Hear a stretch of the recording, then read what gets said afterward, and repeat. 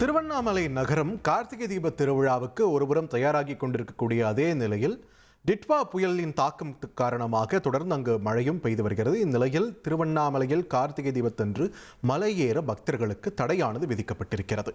இது தொடர்பான முக்கிய செய்தியை நாம் பார்த்து வருகிறோம். கூடுதல் விவரங்களோடு இணைகிறார் எமது செய்தியாளர் குரு தண்டபாணி. வணக்கம் குரு தண்டபாணி. திருவண்ணாமலையை பொறுத்த வரைக்கும் தற்போது மழை எந்த அளவில் பொழிந்து கொண்டிருக்கிறது, மலையேற தடை அப்படின்றதையும் தாண்டி இந்த டிட்வா புயலால என்னென்ன அறிவுறுத்தல்கள் அங்க இருக்கக்கூடிய மக்களுக்கும் பக்தர்களுக்கும் வழங்கப்பட்டிருக்கிறது, விரிவா பதிவு பண்ணுங்க குரு.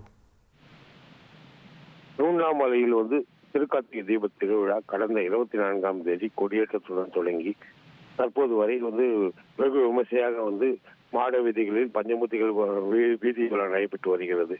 இந்நிலையில் இந்த திருக்கார்த்திகை தீப திருவிழாவின் முக்கிய நிகழ்வான பரணி தீபம் மற்றும் மகா தீபம் வருகின்ற டிசம்பர் மாதம் 3ஆம் தேதி நடைபெற உள்ள நிலையில் கடந்த ஆண்டு பெஞ்சால் புயலின் காரணமாக அண்ணாமலையார் மலையின் மீது நிலச்சரிவு ஏற்பட்டதில் ஒரே குடும்பத்தை சேர்ந்த 7 நபர்கள் மண் சரிவில் புதையுண்டு இறந்த சம்பவத்தினால் அந்த ஆண்டு கடந்த ஆண்டு பக்தர்கள் மலையேற தடை விதித்தனர்.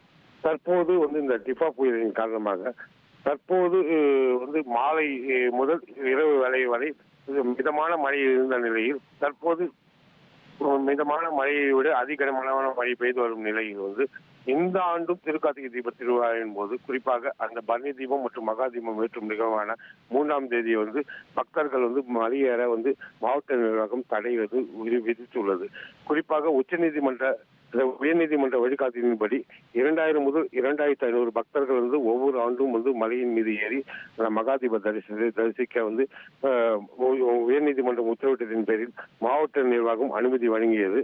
இந்நிலையில் கடந்த ஆண்டு பெஞ்சால் புயலின் காரணமாக மலையேற பக்தர்களுக்கு தடை விதித்த நிலையில் தற்போது இந்த ஆண்டும் பருவமழையின் காரணமாக மலையேற பக்தர்களுக்கு மாவட்ட நிர்வாகம் தடை விதித்துள்ளது.